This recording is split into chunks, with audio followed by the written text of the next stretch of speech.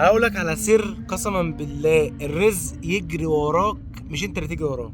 طبعا يعني كلنا دلوقتي مربوطين في ساقية الحياة، وتحصيل الرزق ده بقى صعب على الجميع، كبير صغير غني متوسط فقير، كلنا تعبانين. لكن حاجتين والله العظيم ربنا اللي يعلم، عنوان الفيديو دوت ولا هو بقى فيك كاتش، ولا انا عنوان مضلل عشان خاطر تتفرج، ولا والله العظيم فعلا اعمل الحاجتين دول وتعالى حاسبني. حاجة مجربة بنسبة 100%. أول حاجة هي محافظة على الصلاة في وقتها.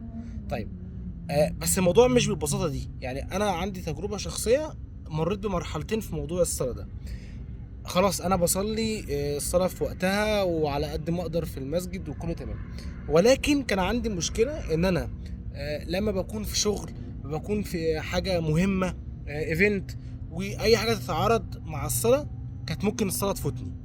لا، واحده واحده خلاص انا بقيت ابدي الصلاه على اي شيء، واعمل حاجات انا شخصيا كنت بستغرب من اللي بيعملها، لا بقيت انا اعملها. يعني ممكن ابقى راكب مع سواق اوبر، وابص الاقي فاضل 3 دقايق مثلا والظهر يروح، لا اقول له معلش اقف استناني، افرش اي حاجه في الارض واقف اصلي، وهكذا.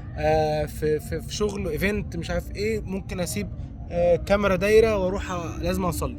فدي اول حاجه او اول عقبه انا تغلبت عليها. تاني عقبه برضو بفضل الله تغلبت عليها، هي ان طبعا كل واحد فينا الايمان بتاعه بينقص وبيزيد، وبيمر بمراحل فتور، وتيجي في مواسم الطاعة زي رمضان تلاقي نفسك شادد حيلك وتراويح وبتاع ومقطع، لكن في وقت في السنة التانية، أوقات تانية من السنة تلاقي نفسك يا دوبك بتصلي الخمس صلوات بالعافية.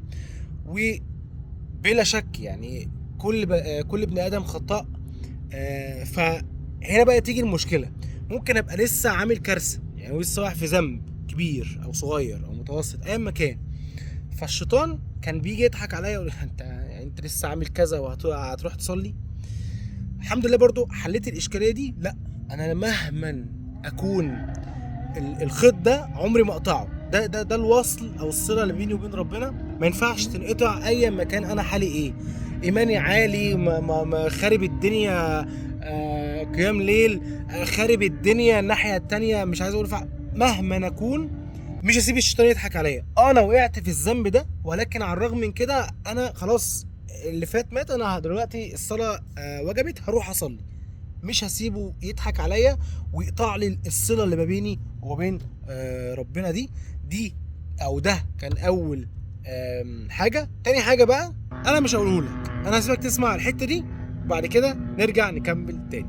ورحت والله وانا ماشي في الشارع كده بصيت في السما وقلت له يا رب اشهدك اني انا راضية يا رب عن اسلام، راضيه وارضى عنه يا رب، واصلح له حاله واكبر بخاطره ويسر له كل امر عسير واستره في الدنيا وفي الاخرة، ويجي مجبور الخاطر لابنه ولمراته، واجعل له في كل خطوة سلامة وكل طريق صديق، وحبب فيك خلقه يا رب، ويجعل في وجهك جوهرة وحنكك سكرة، ويبارك لك في رزقك، ربنا يوسع رزقك ويبارك لك فيه، ويبارك لك في صحتك وعافيتك وفي ابنك يا ابني يا رب، واللي ربنا راضي عنه إن شاء الله كل حاجة تتيسر له. بصوا يا جدعان، يعني هو مثل مصري بس وكلنا بنقوله، بس اقسم بالله هي مجربه بنسبه 100%.